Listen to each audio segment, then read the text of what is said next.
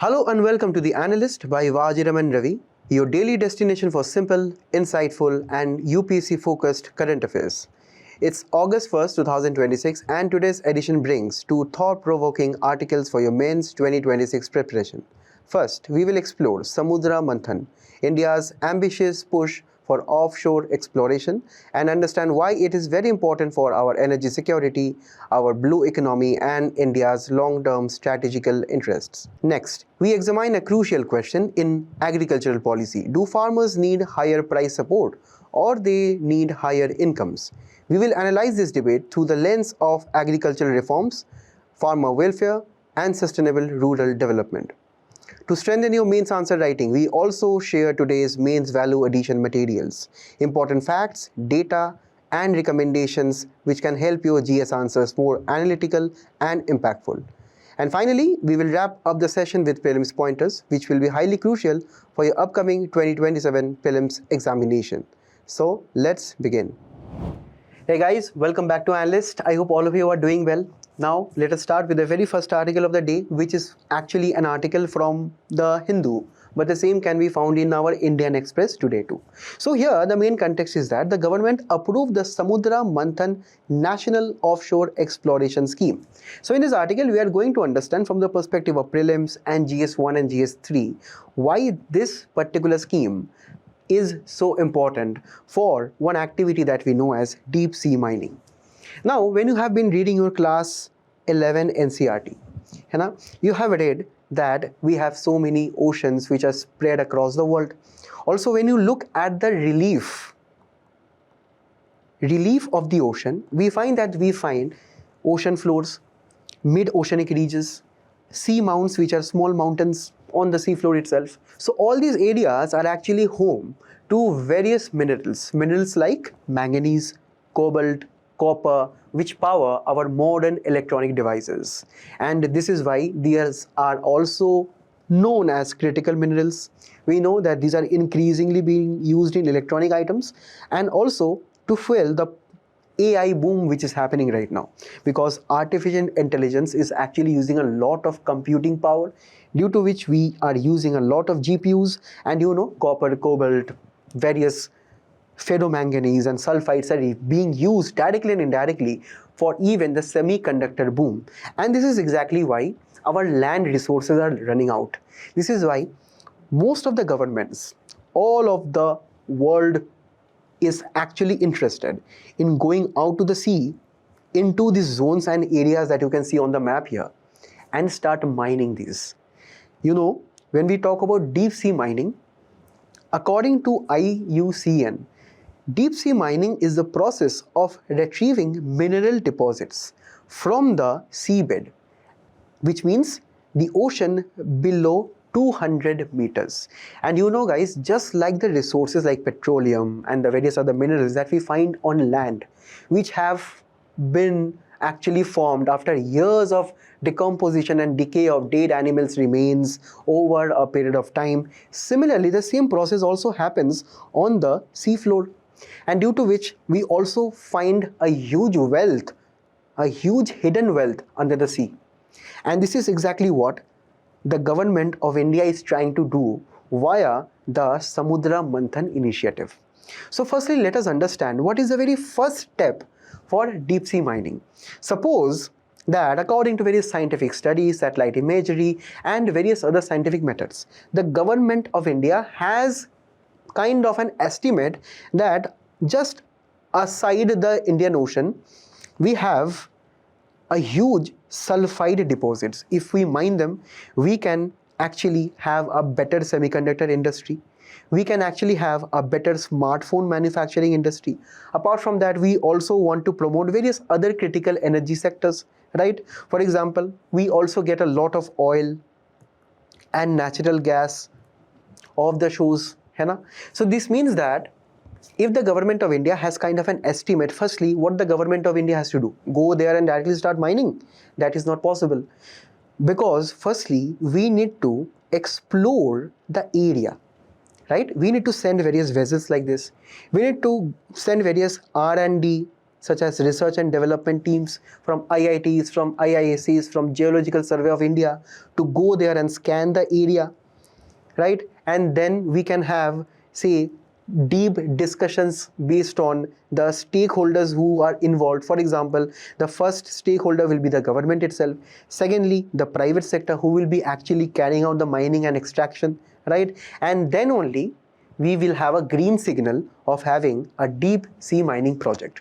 So if you see, if you look around the entire world, we have various zones, and one of the zones, if you see, we have the same in our Indian Ocean, where we have a huge treasure trove of polymetallic nodules. These are potato-shaped nodules which contain huge kind of minerals.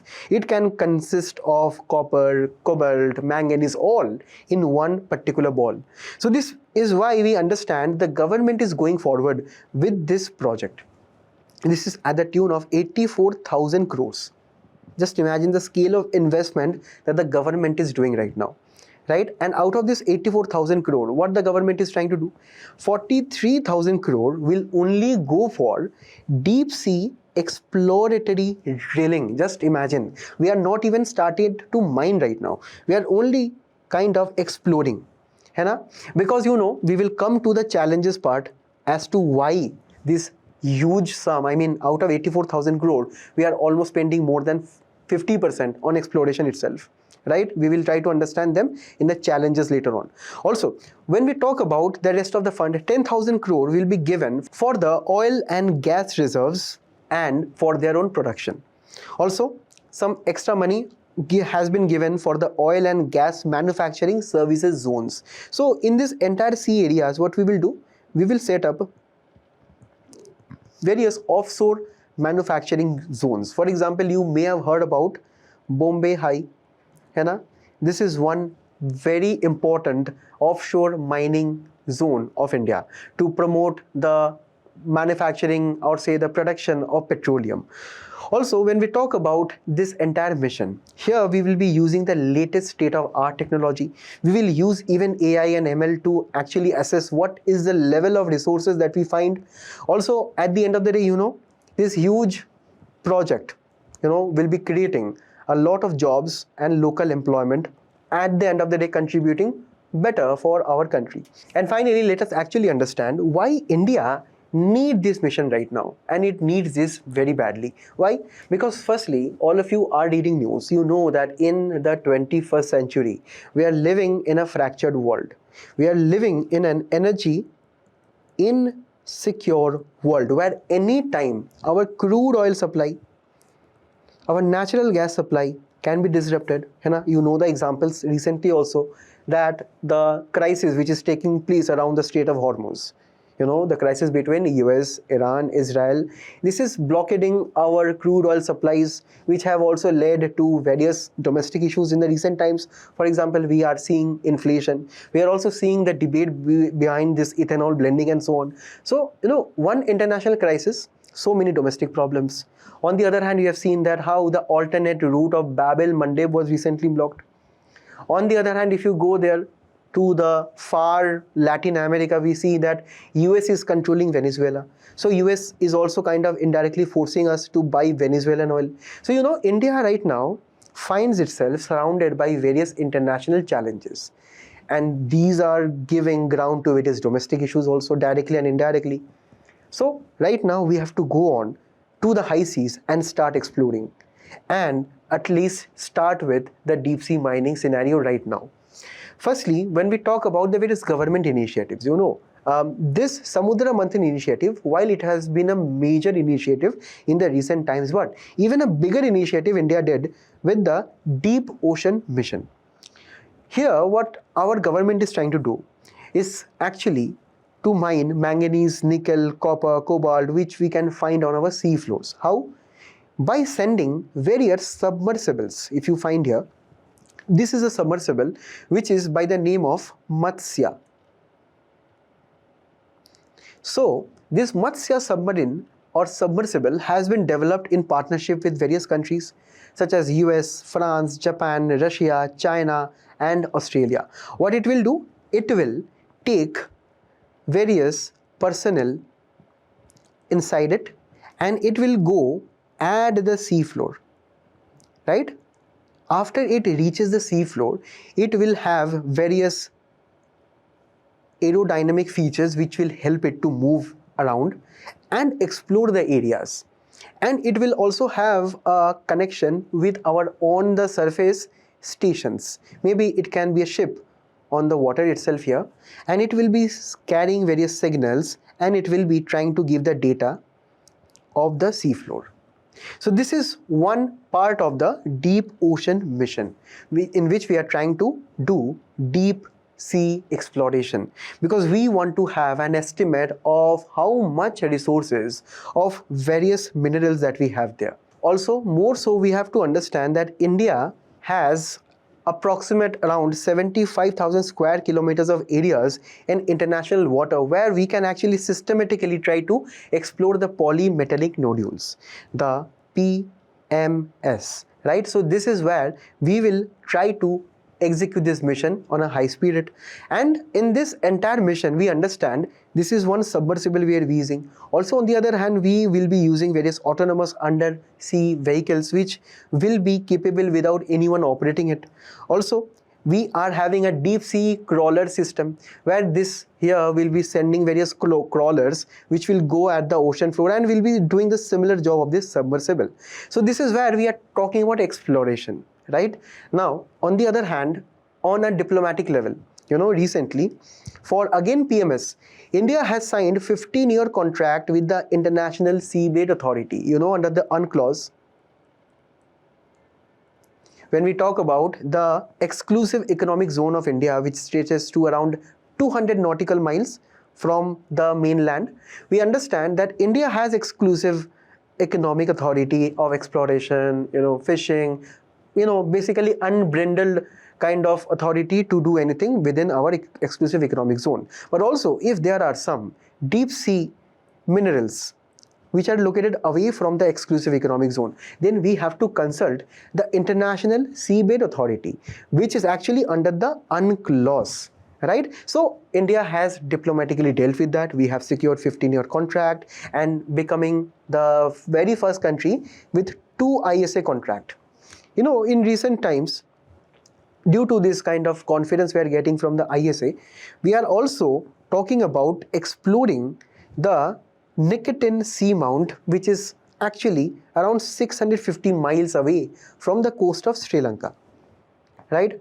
And this is where we are also trying to secure that China should not be coming into this kind of areas and doing deep sea mining.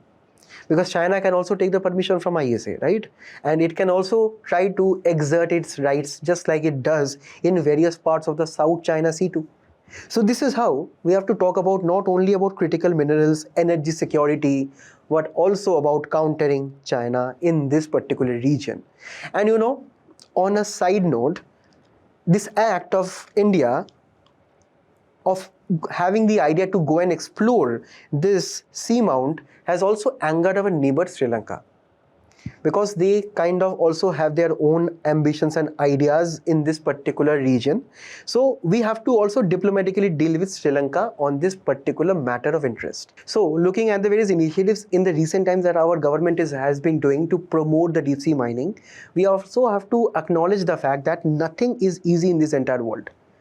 Firstly, we are spending a lot of money. The cost is huge. We are using deep water wells, materials, pre-treatment facilities, advanced metal separation technologies, robots, and offshore drill ships. For example, we are thinking about what? Via the Samudra Manthan initiative, we will explore the various offshore areas for what? Oil and gas resources which are actually beneath our oceans around the region of Indian Ocean. Apart from that, maybe we will also, via the deep ocean mission, we are also thinking about the polymetallic nodules plus various other minerals. Now, how do you think that this entire thing is working? What about the various technologies that we are using? Firstly, we use advanced surface level vessels which are actually fitted with high costly sensors. And We are also using sophisticated pipes. These are not your usual normal pipes, right? These are actually fitted with more sensors, which create a lot of noise also. These pipes are connected to the collector vehicles. Some of the collector vehicles are static. These are fixed on the ocean floor. Some are actually mobile. These are actually those robots. These are autonomous maritime vehicles which actually move beneath the oceans. They scan the area, they gather data, है ना? And they look into the various resources that we can find, and then they send the data to the vessels. So what do you think, that are all these technologies coming very cheap? No. These actually take, lakhs of crores. So this is why cost is a very huge barrier, not only for us, but even for advanced countries. The next thing is that when we talk about setting up the infrastructure like this, this is a crawler. What it can do? It can go down at the sea floor and it can crawl. It can actually scan the area just like these robots. Now, for example, say there has been a leak, right? Or there has been an issue with the, circuit board of this particular robot. What you will do? You have to go down deep 200 meters or even sometimes more than that and send a technician to repair it. So the repair and maintenance cost is very, very high. Sometimes we can have also to call those repair personnel from US, from Australia, because most of the times we are not using indigenously manufactured say machines for deep sea mining in the country. So we are dependent on some other countries.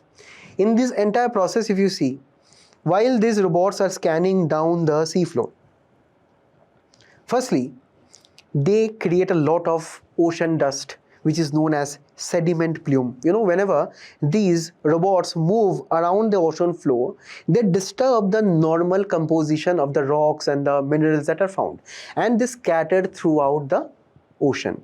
So this is not good for the local biodiversity. On the other hand, they create a lot of noise, which disturbs the nearby whales, sharks, and the maritime species. Consider these robots again, or these collector vehicles again at the seafloor. These also emit a lot of light, which is a kind of a pollution for the deep ocean creatures. In the comments, you let me know if you know any of the deep sea creatures which are actually very weird looking, but they have adapted to their own ecosystem down there. Down there they face a lot of pressure. There is absolute amount of darkness, due to which they have adopted their life according to that local environment. And when we send all these equipments there, these kind of things deeply disturb their natural habitat. And at the end of the day, God knows what kind of oil will be leaked after exploration or production. What will be the various safeguards. Or at the end of the day, we also find that the geological uncertainty is there. There have been so many reports, there have been so many instances where after exploration, the research and development data, right, has not been accurately been found. The scientists themselves sometimes are very confused as to what would be the correct technique to properly explore the areas, because there have been various inaccuracies in the past, due to which we have done this kind of pollution, all this kind of costs which have also been wasted.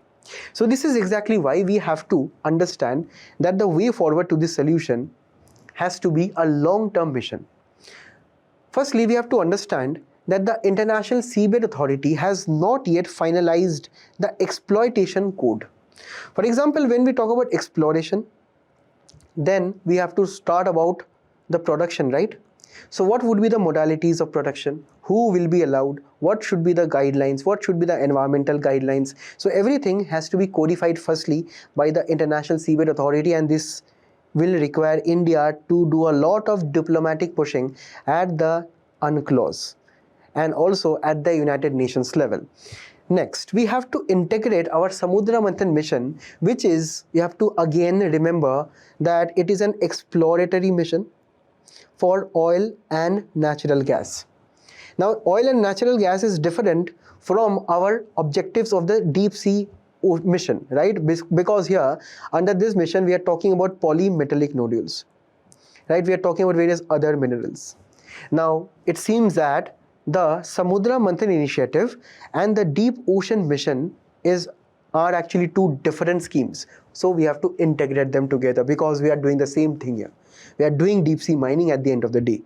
And this will also save a lot of cost, manpower, and also governance efforts. And at the end of the day, we have to talk about strong environmental safeguards, not only from the point of ISA, but also from the point of environmental impact assessment, rules and guidelines that we also have in India. There must be strict fines and regulations based on the various exploitation that can happen. Also, when we talk about the oil and the natural gas resources, also of the various minerals that we can find, we recently have found that our petroleum ministry has highlighted various areas such as the Krishna Godavari region, the Kaveri region. Also, when you go to our northeast region, we find the Assam Arakan region, which is actually very rich in the shale gas resources. So apart from the deep sea, we also have the same on our onshore areas too. Also, at the end of the day, we can use various other alternate technologies, right, such as digital exploration, and even at the end of the day, we can use satellites, remote sensing satellites equipped with high state-of-the-art infrastructure. And finally, we have to promote indigenous manufacturing, where we have to involve our own Indian companies. So we have to give them the technology and the funds, and we have to also involve various startups which can also help us, just like the space initiatives and the space startups that we see in the country right now. So in my opinion, sea or deep sea is a new space frontier. Just like ISRO has done a lot to promote the privatization in India for the space sector, the government of India right now should also do the same for this deep ocean. And at the end, when we have discussed everything from a 360-degree viewpoint, it is right now your time to write the answer to this question. Now let us move on to the next one. So in the Indian Express today, we have one very important article which is focusing on the practical status of minimum support price, the MSP regime in the country, where the main argument of the article here is that the farmers in the country need income, not price support. So this will be the major part of our discussion today. We will not be discussing the various broader issues of MSP. We will here understand why the farmers in the country right now should be given definitely MSP guarantees, but apart from that, we also need income support. So we will gradually understand what do you mean by income support by firstly understanding the basic structure of MSP and what are the various present issues in this particular regime. Because there have been recent protests in Madhya Pradesh regarding the various implementation and the procurement of MSP in the state. So we will take up this issue of Madhya Pradesh later on. Firstly, let us understand the basics of MSP by understanding firstly why agricultural sector is different from other business, and this is how you will acknowledge and try to appreciate why the farmers genuinely need MSP and income support in the country. Agriculture is not like any normal business. We have to be very clear that any agricultural activity, for example, say the sowing and harvesting, this is a long time period taking activity. This has a long production cycle. It takes minimum of 3 to 5 months to have a good harvest. This is why it is not like your normal tea stall that you can set up in a city. You can actually introduce snacks, you can introduce new coffee varieties. Farmers cannot do that. Farmers have their land, they have to cultivate the crops, they have to wait for a production cycle, and then only they can go to the market. In this entire process, what will happen? Maybe rainfall will not be properly bestowed upon them, or they can face droughts, or they can face excessive rainfall in the name of floods. So nature also controls our agriculture, because as of now, majority of our Indian farmers, around 50%, still dependent on the rain-fed agriculture, despite the various irrigation schemes that we have in the country, despite the various canals that we have, the wells that we have. Also, we have to appreciate the fact that more than 86% of our farmers have land which are less than 2 hectares. You imagine that these are peanuts when we talk about agricultural land. है ना? So these are small and marginal farmers. Also, say suppose they have sowed their crop, they had a normal monsoon season, and after that they harvested the crop and they went to the market. You know, there are simply so many sellers, and you know that whenever we find more supply than the demand, the prices actually is quite lower, because there are so many farmers in the country which produce a lot of crops. They face price uncertainty at the market, and this is where the concept of MSP comes in. है ना? Because since the market prices are actually lower, what the farmers will be doing? They will be doing panic selling, because they have harvested a lot of crop, and when they go to the market, that they are actually seeing that they cannot even recover the fertilizer cost. So that is why the governments intervene in the pricing market of our agricultural produce via the MSP, because MSP is a price floor. By price floor, we mean that it is the minimum price that we should give the farmers, because they have incurred a lot of cost of production, such as fertilizer cost or various seeds cost and so on, for the cultivation, right? This is why we have the MSP as a price guarantee for them, right? At the end of the day, you know, we have to acknowledge the fact that there is a great agricultural paradox. Firstly, in this entire production cycle, you have seen how there are uncertainties. So there are production risks. Secondly, there are price risks at the market. And if the farmers do not get proper prices, their income will be failing. है ना? So this is the pattern that you have to understand. First, there are risks in production, there are risks in prices, and due to these two, income is affected. So this is where the entire article is trying to shift the main issue of farmers to income. We have the MSP, that is fine. It is a price floor. It is actually guaranteed for around 23 crops in the country, where these are spread across the Kharif crop, Ravi crop, and the various other crops such as copra, jute, and even outside the MSP we have sugarcane via the fair and remunerative prices. Now you have to actually understand that sugarcane is not within the MSP. It is actually under the purview of the Essential Commodities Act. Okay? Now, what we have to keep in mind that MSP, we have learned that it is a price floor. It is a minimum price that we should be awarding our farmers for their crops. Why? Because you know, the MSP, when it is actually recommended by the Commission for Agricultural Cost and Prices, this commission looks into the various costs that the farmers accrue while they're, undertaking agricultural production. For example, they incur cost on seeds, fertilizers that we discussed, chemicals, hired labor, fuel, irrigation. Also, at the end of the day, they have various other costs of unpaid family labor, because sometimes the family labor, will they take any salaries while they're working on their own farm? No, right? But that is also a hidden cost, right? That is the hidden cost, right? So this is where we have to understand that in India, the MSP is recommended on the formula of A2 plus FL. This is 1 and this is 2. This is A2 and FL. This is where we understand that as of now, the CACP does not include the revenues foregone on the land that they own. For example, say, instead of cultivating the crop, what the farmers can do, farmers can rent out the land. है ना?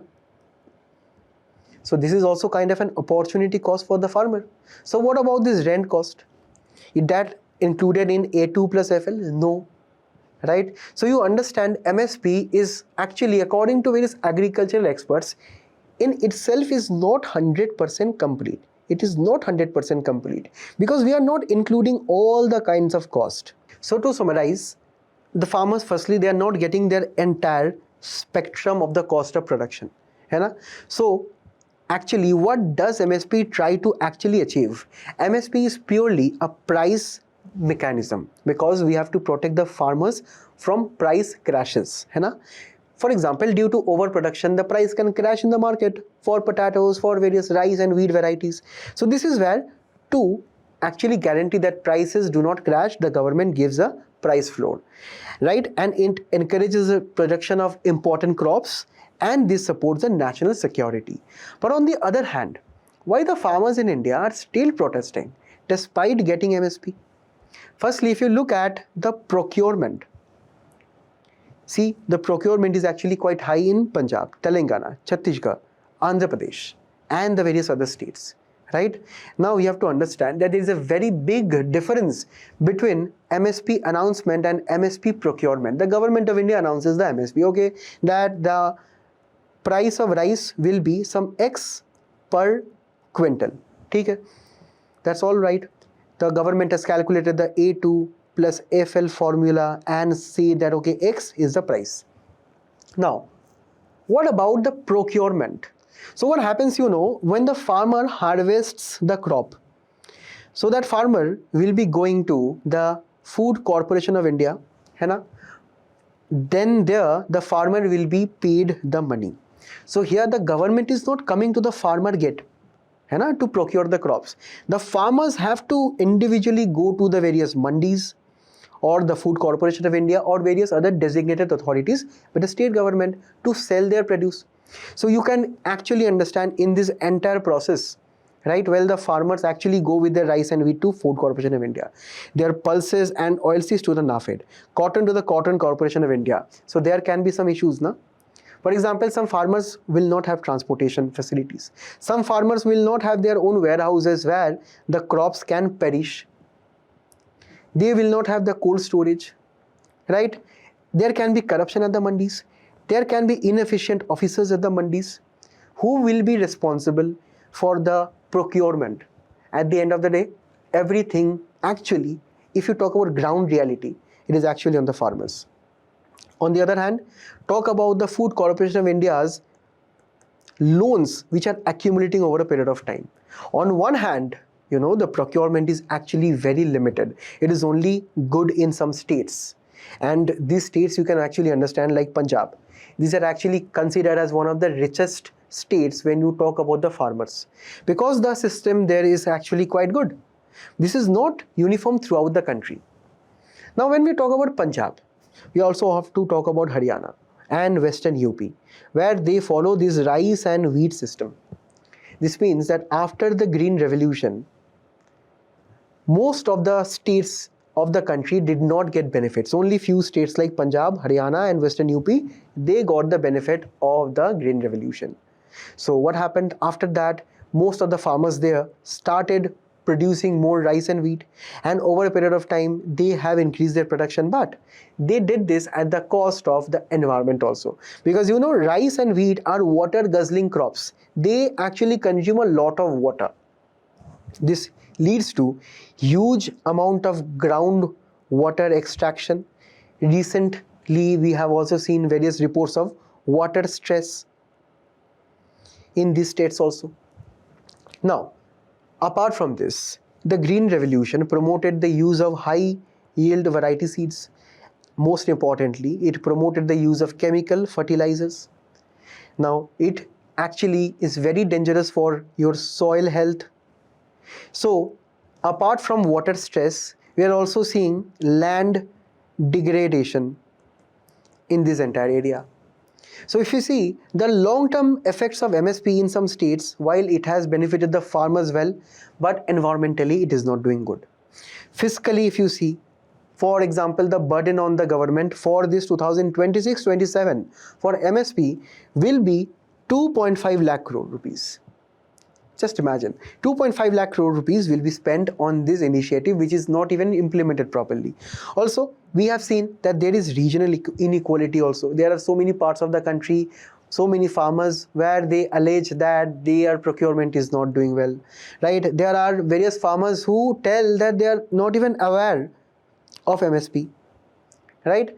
Also, various critics of MSP tell that it leads to market distortion, because government gives a price floor, and government is setting the minimum price, where conventional normal day-to-day economics or textbook economics tell you that markets should be left free. But if the government is coming there and giving price floor, sometimes we have seen how the prices of various agricultural commodities also fluctuate very, very wide. And sometimes when the farmers cannot sell them at the mandis, what they will do? They will do panic selling.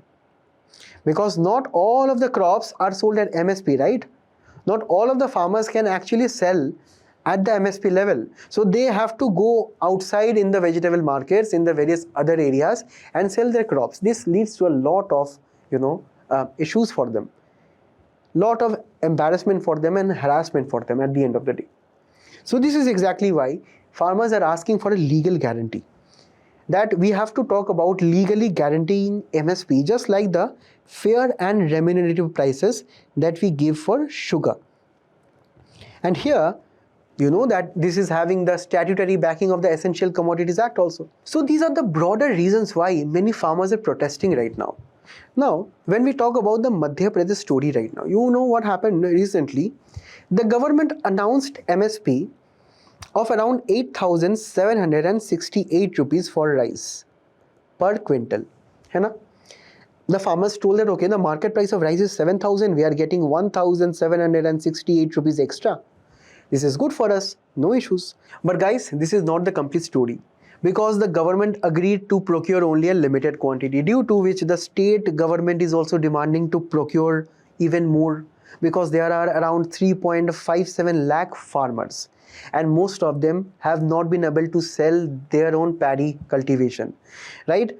On the other hand, the government is telling that we have a scheme that is by the name of PM Asha, and where the central can procure a maximum of 25% of production.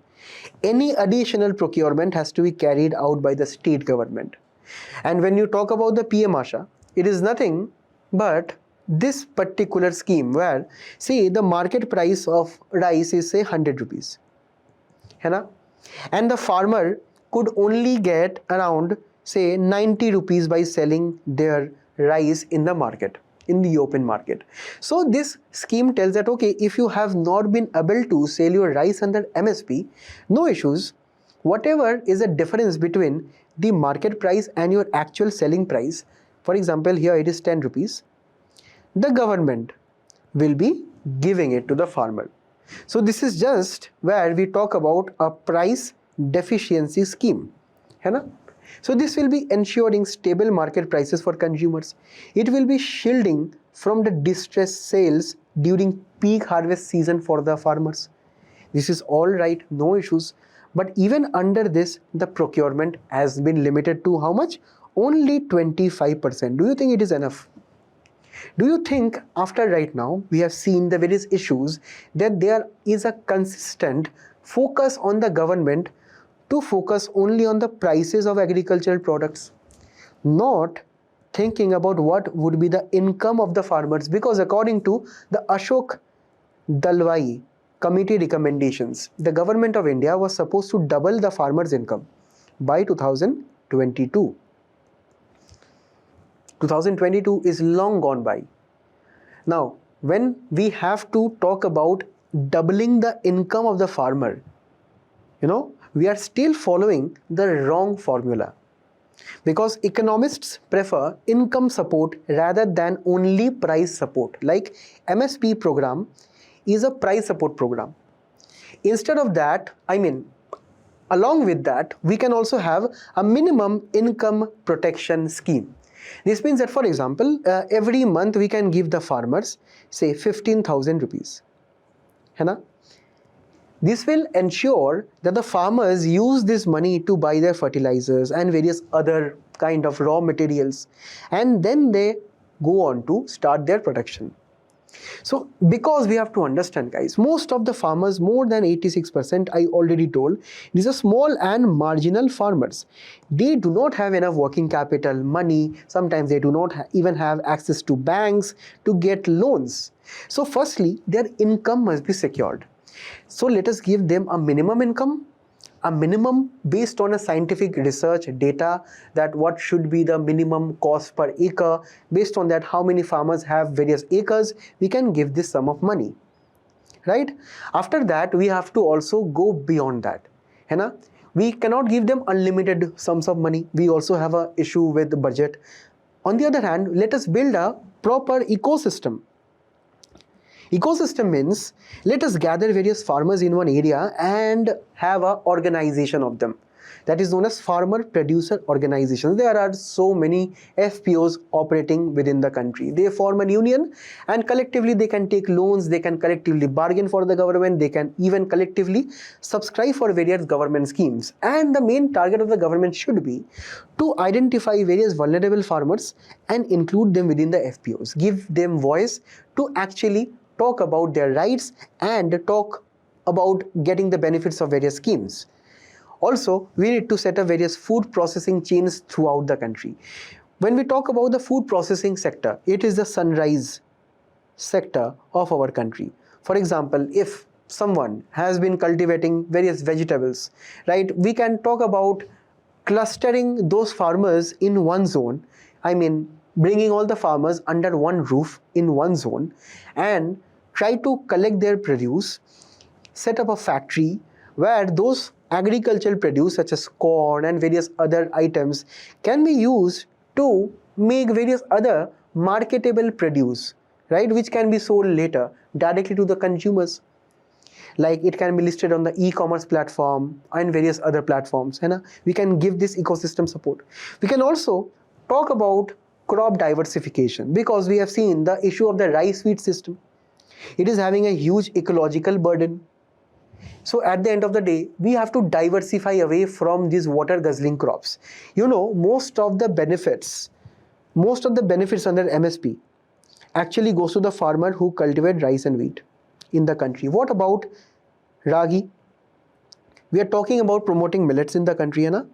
What about ragi cultivation? And this is why recently the government has also increased prices by most percentage in the ragi segment. So farmers who right now will grow ragi will be getting better prices. So we have to move away only from few dominant crops. And we also have to spread technological awareness. For example, we have the electronic national agricultural market. So here from Kashmir to Kanyakumari, every farmer can go there and list their produce on an online digital platform.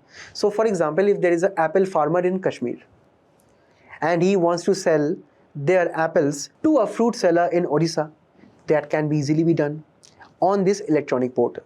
So we have to understand that in India as of now, if you can see from this diagram here, from this map, most of the farmers are not even aware about MSP, let alone electronic national market, right? Because we have to understand most of our farmers are not aware on this kind of government initiatives.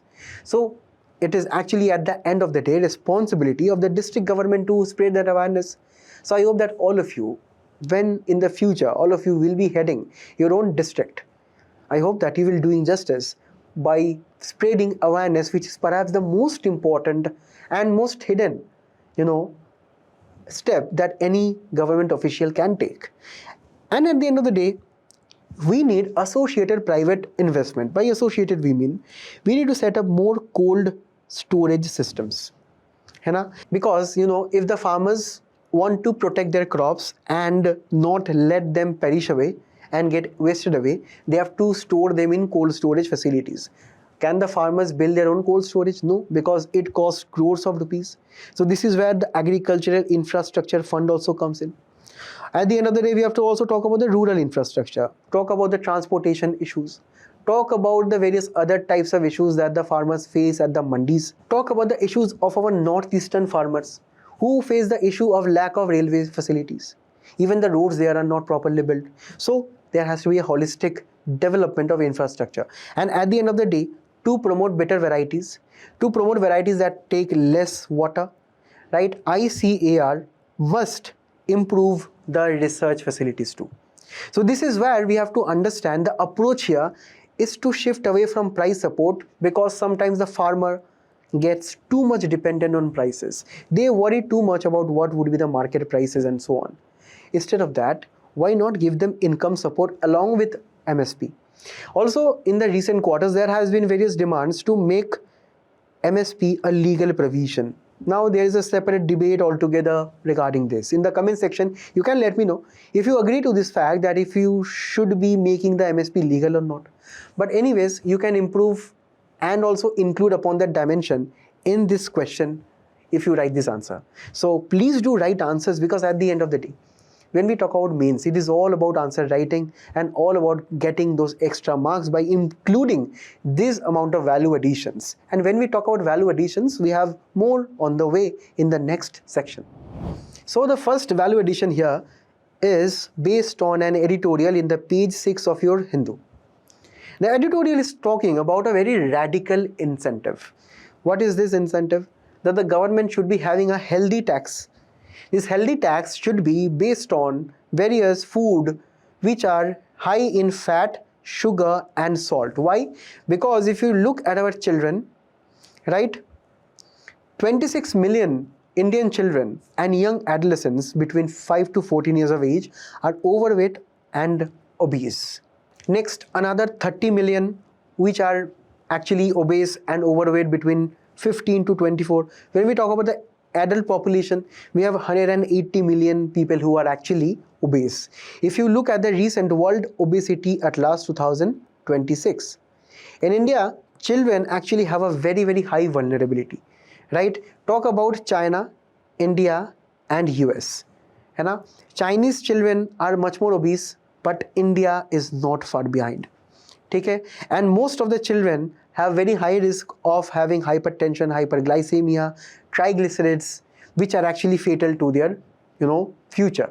So this is why this article is recommending that most of the burden actually is faced by the children right now, and sometimes these children are actually innocent. They do not know about the various food that they are having. So that is why for the parents and for the broader audience, we need to have mandatory front of pack nutritional labeling. What is the amount of fat percentage, sugar percentage and so on. This article is also suggesting that we should be disclosing the sugar content in baby foods, and according to a campaign by the ICMR and National Nutrition Institution of India, we have to also impose a health tax on the food which are high in fat, sugar and salt.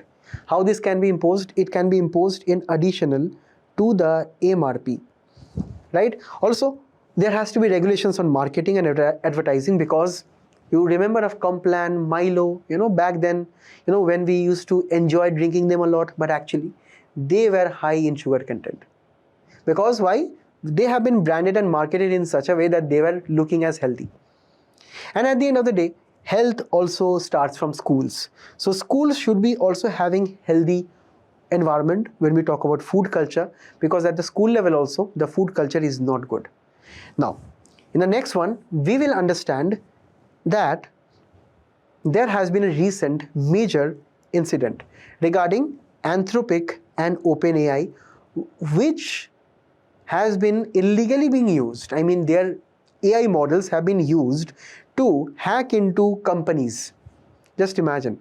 So this is where there are various categories of risks related to AI that you have to keep in mind for your GS3 topics of science and technology, and also for your GS4 topics of technology ethics. So here what we have to keep in mind, that there are various kinds of risks. For example, there is a concept known as social scoring. So based on various interactions with human beings, can we be allowed to score each other? If their scores, for example, dip below 2 star, will police go and arrest them? So this is where the concept of real-time surveillance comes up. This kind of technology firstly should be banned. Also, the use of AI for this should be highly banned. Also, when we talk about other high-risk sectors, such as our critical infrastructural sector, we use AI right now in transportation, education, law enforcement, judiciary. So we have to carefully use the AI in such sectors, because there can be high level of misuse by various other external actors. On the other hand, there are simple AI platforms such as chatbots, emotive recognition systems, where AI risks are relatively lower, so we can have a lower threshold for them. So if you are recommending any kind of measures that we have to keep in mind, firstly, we have to understand that in India, we do not have any single AI act. The EU is thinking about strict regulations regarding this kind of activities. While we have the Digital Data Protection Act, where we can maybe regulate the data that the AI models are using to train themselves, but that is not enough. We need to amend this act to include these provisions. Also, the draft rules for AI in course of 2026 have been also devised by the Supreme Court. It tells that the use of AI in judiciary, in proceedings, in arbitration must not be allowed. Also, when we talk about IT amendment rules, it has actually cracked down on the deep fakes which are taking place right now. But there has to be much more proactive action by platforms such as X, where if you go there, you will find mind-boggling deepfakes. Also, when we talk about a broader act, we need to come up as soon as possible with the Digital India Act. This is a proposed legislation which is not only covering AI governance, but also various other aspects of digital economy.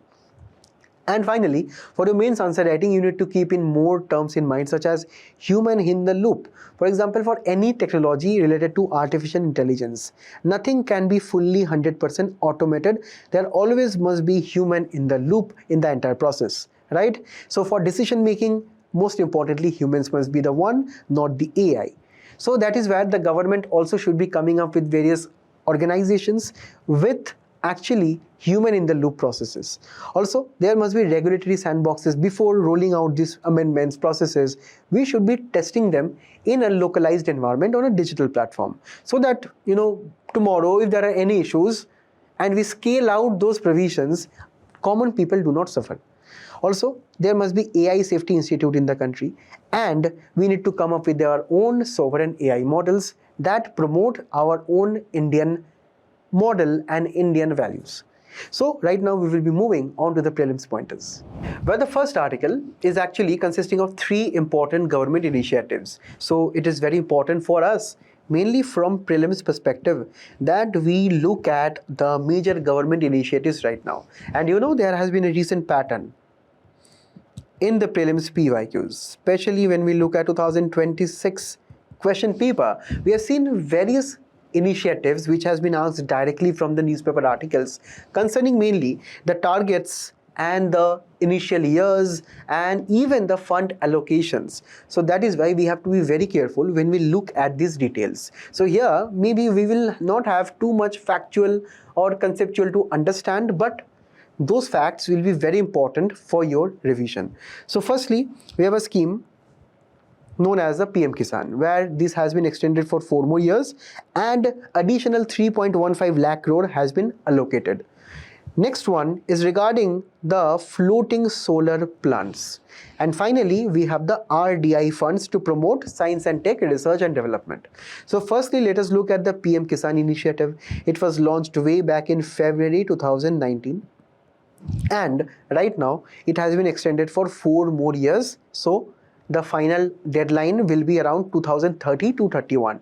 So then there also I think it will be extended again. But as of now, just have a broader timeline that it is right now running from 2026, 27 to 2030, 31, where this is a 100% centrally funded sector scheme, where this means that 100% of the money is given by the central government. Also, the total sum of money which will be given as an income support, if you all can remember the MSP discussion we just had. So it is said that PM KISAN is kind of an income support scheme, where we are giving the farmers 6,000 rupees per year, not per month. Per year we are giving that. So per 4 months we are giving 2,000 rupees. Okay? So this is kind of a direct benefit transfer, where the money, that is 2,000 rupees installment across 4 months, will be given directly to the bank accounts of the farmers. Now, are all and each and every farmers eligible? Obviously not. Definitely there are some farmers who are excluded. Okay? For example, firstly, people who are part of institutions, and those institutions hold agricultural land, they won't be eligible. Former and present holders of constitutional post, ministers, MPs, MLAs, mayors won't be given the benefit of this scheme. Serving or retired government employees. Why will they need the scheme in the very first place? All the persons who paid income tax in the past assessment years also will not be giving the benefit. Also, professionals like doctors, engineers, lawyers, chartered accountants who hold agricultural land, they also will be getting the benefit.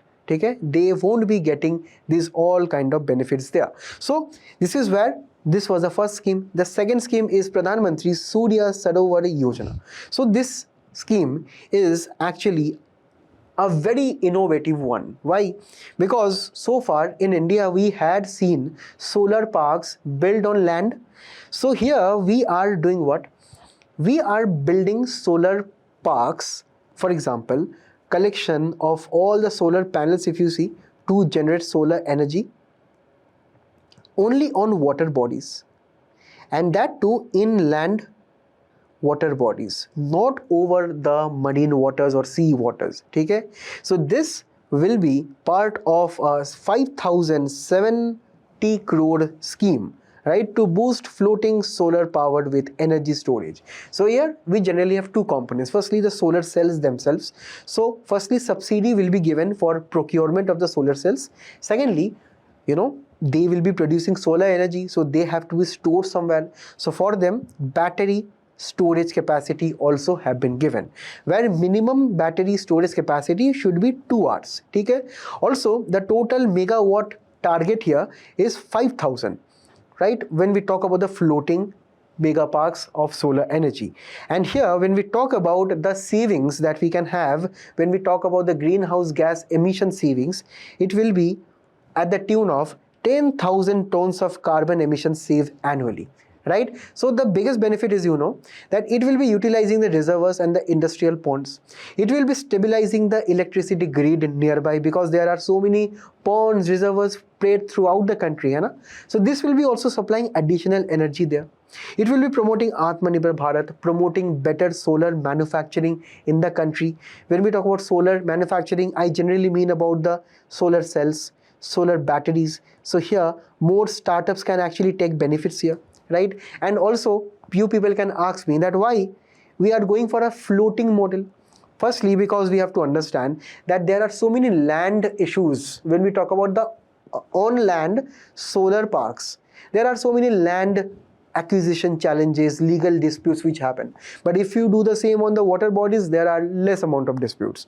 Also, it leads to water conservation. Also, it leads to a better amount of fish cultivation, because it kind of stabilizes the heat also. Because if you understand, in mainly the northern part of the country, due to heat waves, even the local fish resources that are found, they die off.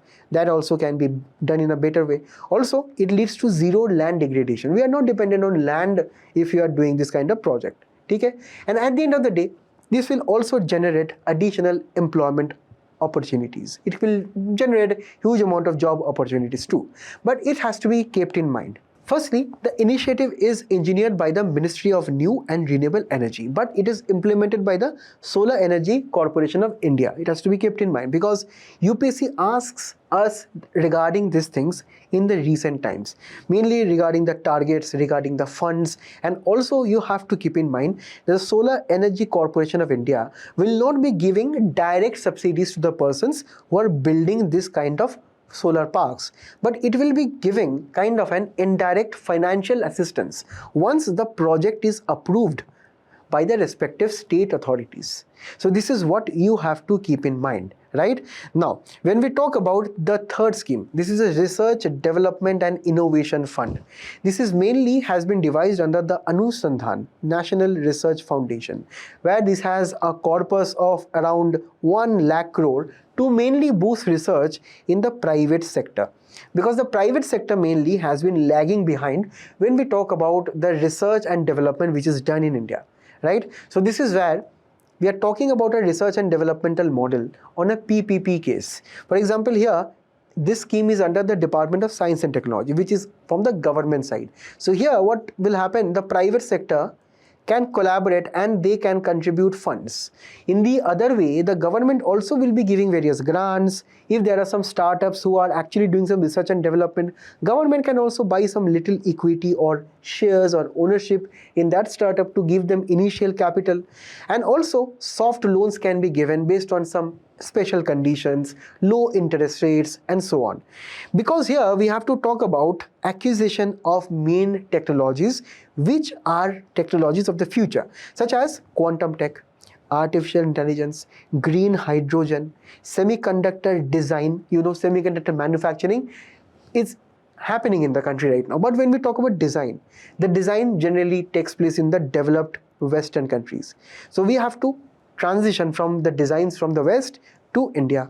Also, we are focusing on the biotechnologies. So here in this way, we will be collaborating with the private sector and mainly the academics, national laboratories throughout the country. Also, the startups which are registered only by the DPIIT. So if in the prelims question there is a statement that all the startups are eligible, no. Only DPIIT registered startups are eligible along with the MSMEs. So based on that, this fund also has ranked the various companies which will be getting funds based on the technology readiness level. This is a NASA model, right? Here we are trying to understand at which stage that particular startup, MSME company is in when we are talking about the research and development. Firstly, for example, that company can just come up with an idea. Then after that, they can do some basic research. Then that research can prove to be actually profitable.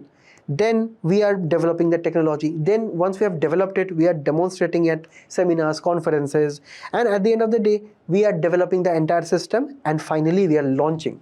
So this is the entire life cycle of a technology development. So this scheme is also taking care of that, because firstly we have to understand, we have to handhold the private sector in pioneering the research in the country, simply because research is around 0.6% of our GDP, which is quite low. Talk about South Korea, China, US, they are more than 2% of their GDP. So this is where India is actually trying to contribute towards the finances by firstly going for a co-investment model. Yeah, the government and the private sector are both in this PPP model here, right?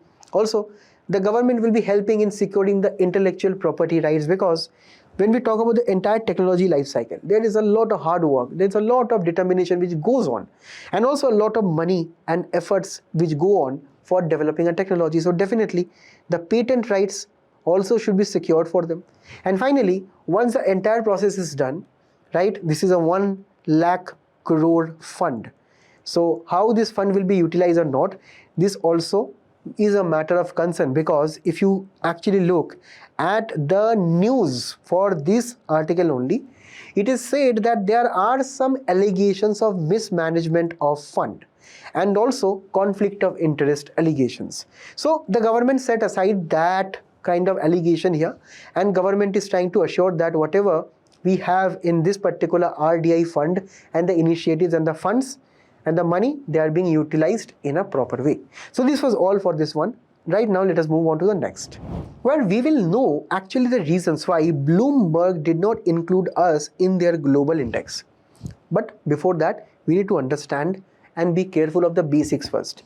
When we talk about why India is not included in the global bond index, so firstly, let us understand by acknowledging the fact that how the government borrows from us. Because government needs a lot of finances to run. Also, over a period of time, the government incurs a lot of fiscal deficit, and that is why they need to actually borrow. In India, the government has a banker, that is the RBI, which helps the government of India to borrow from the market, from people like us, and also from the banks and various other financial investors.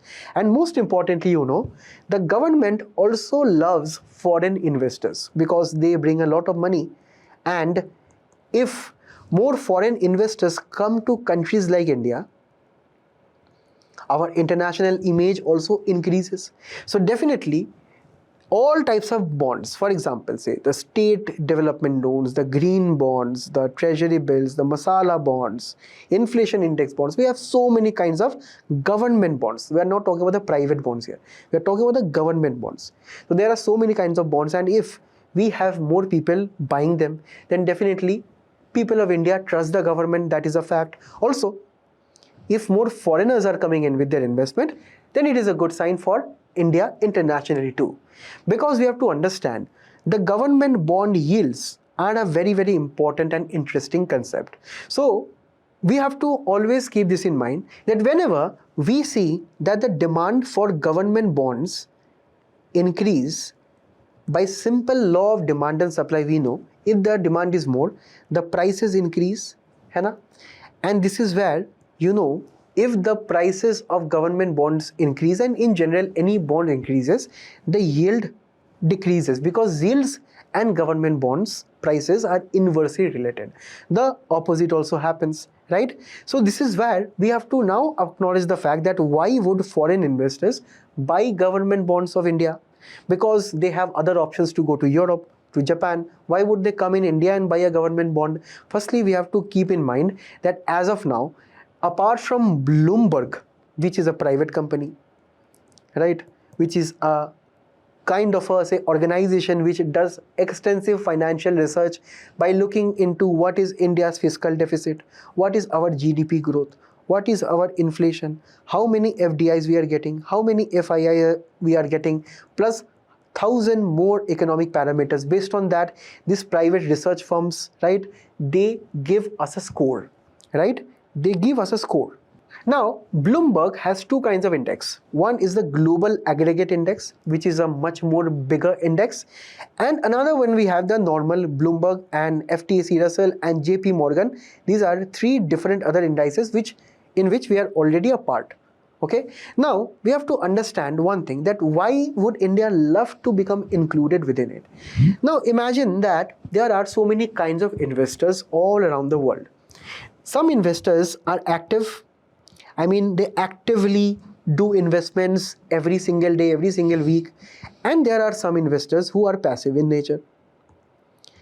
Now, for these passive investors, it is not possible for them to always look what is the return on Indian government bond, Chinese government bond, Japan government bond. They would trust someone like Bloomberg's Global Aggregate Index. So if Bloomberg has included India within that index, so automatically various passive investors and their passive funds, which are actually billions of dollars worth, that would automatically invest in Indian government bonds. Because if we are automatically included within the index, then funds will also come into India in our Indian government bonds. So it is estimated that the moment India will be included within the global aggregate index of Bloomberg, which is a very trusted index, India can benefit from an inflow of around $20 to $30 billion in just 10 months. But there is one more thing, that why does India also care on the other way? Firstly, it will receive a lot of money. I mean, foreign capital inflow will happen. It will lead to lower borrowing cost. I mean, if you know, if a lot of dollars come in the country and they invest in government bonds, I mean Indian government bonds, so isn't the Indian government getting more money, right? And also they can give lower interest rate also in the future. So the cost of borrowing also goes down. Also, our bond markets will be open to the world. Many investors with many flavors will come in. Also, it can help to stop the depreciation of rupee, because whenever we have seen a lot of dollars come in the country, it leads to increase of demand of our INR, that is rupees. And whenever we have increase in demand of rupees, it leads to rupee appreciation, right? So this is what we have to keep in mind. Right now, it is a concern that we are not yet included in the global aggregate index of Bloomberg. So let us understand in recent times, what are the steps that the RBI has taken? So generally, there are 5 steps in recent times that we have taken. Firstly, we have removed the capital gain tax in some categories for foreign investors. We did not remove them entirely for the domestic investors, right? Mainly to attract foreign investors, we have been removing the capital gains tax that they had to pay on various categories of stocks and bonds and so on. Also, based on the bonds profit that the foreign investors had, we also removed a kind of a tax known as withholding tax. Next, the RBI also allowed something that we know as concessional swap windows. Herein, the RBI has a partnership with the domestic banks in our country. Both of them would love that more NRIs come in the country with more dollars so that they can deposit the dollars in India. We can use that money to give out loans, right? And also, RBI has promised the banks that in exchange for the dollars, the banks would be guaranteed rupees at a determined rate, which is very attractive for the banks also. So this is a two-way system where the RBI is getting dollars, right, for the foreign exchange reserves, and at the end of the day, the banks are also getting liquidity. In the same way, various companies can also do the same with various banks. So this means that we can do these swap agreements based on rupee to dollar exchange rates at a predetermined value, because whenever we are talking about exchange rates, they are very volatile in nature. So to remove that volatility, these swap agreements are done, and this is actually bringing in a lot of NRI funds and also various other kind of funds in dollars in India. Also, we have a special facility which is known as fully accessible route for the foreign investors, right? Those foreign investors who would love to come to India and buy the government bonds. Okay? So for them, the government, via the RBI, the Reserve Bank of India, is allowing various foreign investors to come using a special route. But you have to understand that in the recent times, due to various geopolitical issues and various issues regarding inflation and rupee depreciation, in the recent times the inflows have slowed down, but also in the coming months maybe it is expected that the inflows will go up due to maybe better economic conditions. And at the end of the day, RBI has also expanded the automatic trading facilities of the government bonds for the foreigners, so that less amount of officers are there and more technology, more automation is there, so that they face less amount of fund withdrawal blockages. So we are doing these many comprehensive measures, but still we are not yet included in the global aggregate index, because according to Bloomberg, we have much more stability to achieve. So according to various experts, it is also told that within 1 to 2 years, India can be included finally in that particular index if we actually continue doing this kind of reforms. What kind of reforms? Reforms which are easy for the foreign investors. So this was all. Let us move on to the next, in which we will understand the recent data and the highlights that we get from the index of industrial production. So firstly, we have to understand the index of industrial production is nothing but reflecting what is the total volume of production. Production of what? Production of primary goods, capital goods, intermediary goods, infrastructure, consumer and consumer non-durable goods in the country. Now you have to keep in mind, here we are talking about the volume of production at our industries. So IIP is a very good index when we talk about the status of our manufacturing sector.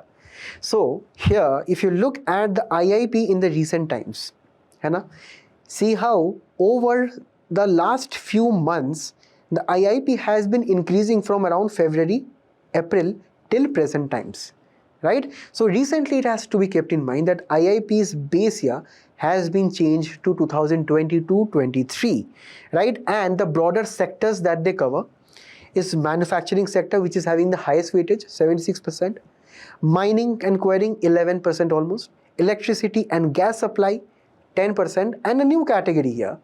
Here, when recently the IIP was actually updated, this is the new category of water supply, sewerage and waste management. Just imagine, this is the new sector which has come up in the country, also included within the IIP. So you understand that this is actually a major industry in the country.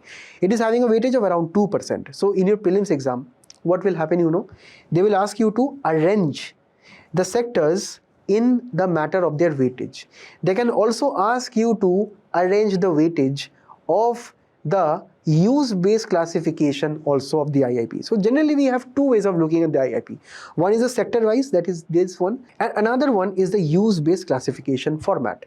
Okay? So in this one also we have different weightages. Please do arrange them in your notes from an increasing weightage to a decreasing weightage. Okay? Now let us look at the data. What happened? See, all the green highlighted portions, This means that intermediate goods, which are the goods which we use in manufacturing, right? For example, say raw materials and so on, capital goods and infrastructure and construction goods. These are all shown in green. That means that this has been showing good industrial growth consistently since the last year. So for one consecutive year, our infrastructure, construction sector has been growing, capital goods has been growing, intermediate goods has been growing. And also for the last 1 year, primary sector has not been performing well because they generally include items like crude oil, and you know that is in crisis right now. Also, on the other hand, consumer durables, non-durables and consumer goods for one single year, that has been declining. This is mainly why we have the topic here of the debate between investment-led growth versus consumption-led growth. Should India spend more money on investment or spend more money on the consumers who can afford the consumption of their day-to-day goods and services? So there is a debate here. If you see for the last 1 year, our capital sector, intermediate goods sector, infrastructure and construction goods sector have performed well. This means that because mainly right now the government is spending more money on infra, due to which we are demanding more steel, cement, machinery, due to which we also demand better amount of machinery like capital goods, and that is where we get to produce much more infrastructural goods also. So this creates an overall increase in the IIP, right? But on the other hand, primary goods are slowing due to the external crisis which is happening. Now, on the other hand, when we talk about the consumers in real time, are facing inflation, due to which the families are reducing spending, which is why we are seeing lower demand for fast moving consumer goods like normal day-to-day goods that we generally find at supermarkets and our retail kirana stores also. So there we are demanding less goods right now because of inflation and that effect on our wallets.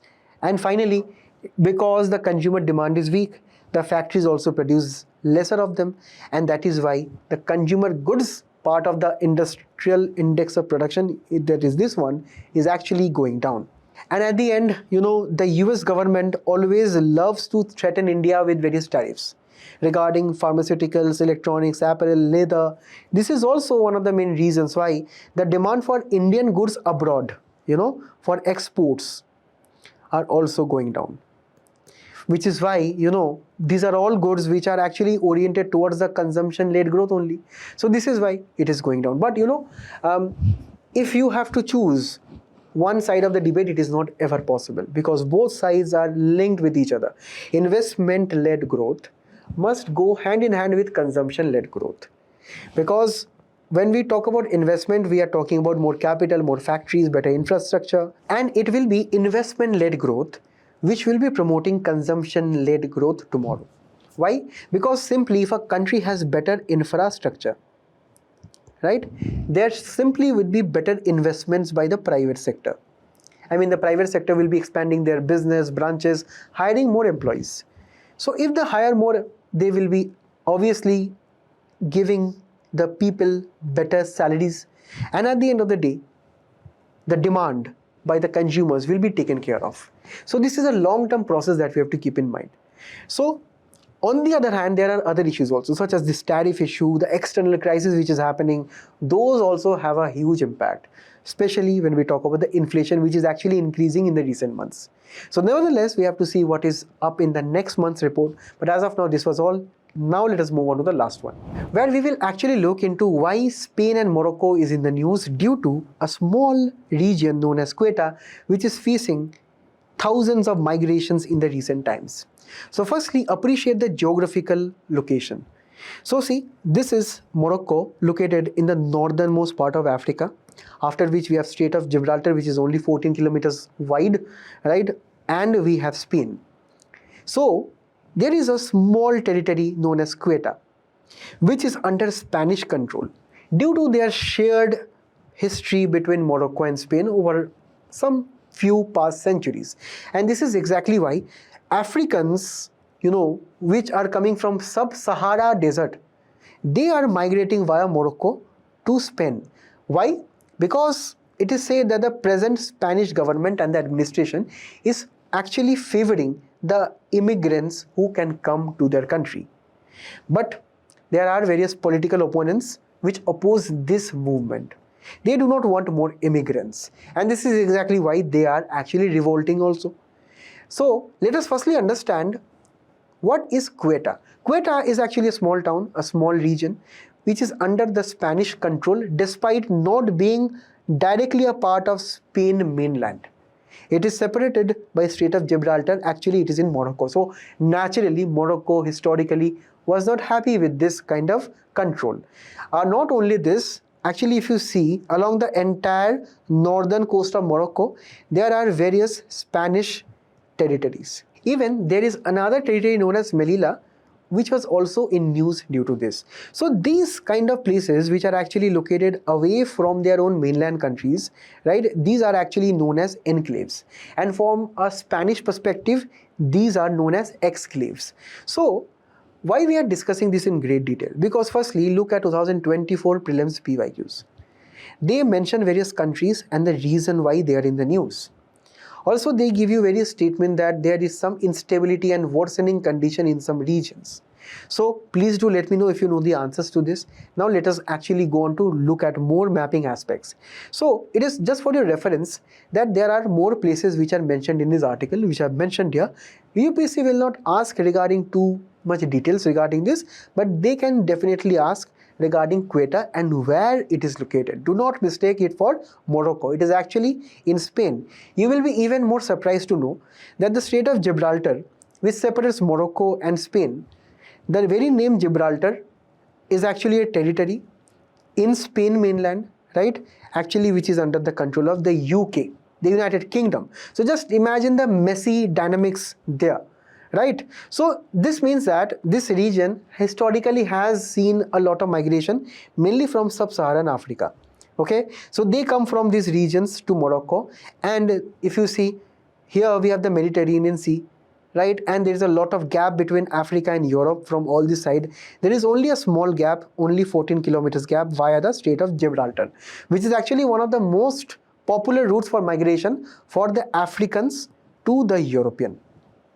So this means that from a UPSC mapping perspective, firstly we need to know which are the countries surrounding the Strait of Gibraltar. Look at the map and let me know. Also look at the map and let me know which are the countries which are surrounding the Mediterranean Sea. Okay, because Mediterranean Sea is one of the most, favorite topics for UPSC to ask you in the previous years. And finally, there has been instances where Italy has also opposed this migration, because Italy, which is part of the Schengen zone means that if you get a visa for these countries, right, which are, some of them are Euro members, some of them are non-EU members, some of them are EU members but actually outside Schengen. So if you get the Schengen visa, you can travel to all of those countries without taking separate visas for these countries. So Italy is right now worried that if the migrants have entered Spain, next they will go to France, next they will go to Italy, right, and they will spread to all parts of the Europe. So this is where the Europeans are not very happy with this migration, due to which right now Spanish authorities are also fighting back them. So this was all for today. I thank you all for being a very patient audience. Please do attend the quiz which is following up. Until we meet again, all the best and best of luck. Thank you.